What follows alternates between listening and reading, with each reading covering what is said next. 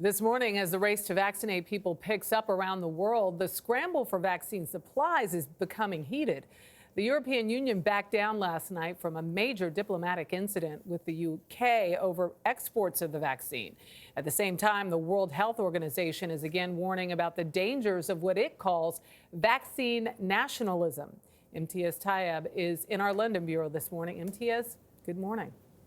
Michelle, good morning to you. Well, there is a very big fight brewing here on this side of the pond with Britain and the European Union at each other's throats over whose orders of vaccines should be honored first, as manufacturers desperately struggle to keep up.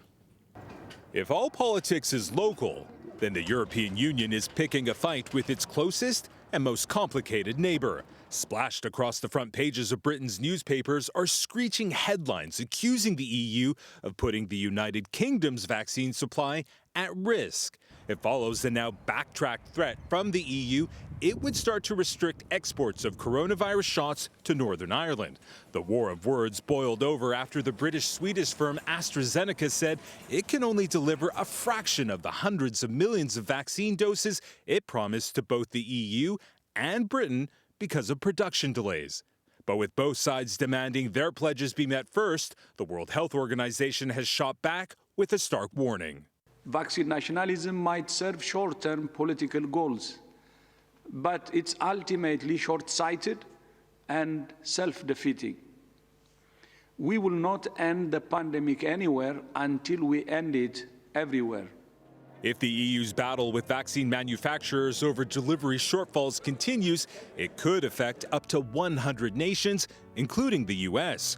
Complicating matters, the EU is also in dispute with Pfizer over the late provision of its vaccine. The bloc says agreements must be met. Europe invested billions to help develop the world's first COVID-19 vaccines. And now the companies must deliver. They must honor their obligations. Go. The coronavirus is continuing to cause misery around the world. New, more infectious strains of the virus from Britain, Brazil, and South Africa are being found in several other nations, making the already approved inoculations needed now more than ever. Now, if this increasingly bitter battle over vaccine is a sign of things to come, inoculating the rest of the world from COVID-19 will be an even more Herculean task than ever anticipated. Dana. Let's just hope everyone's up for it. Imtiaz, thank you.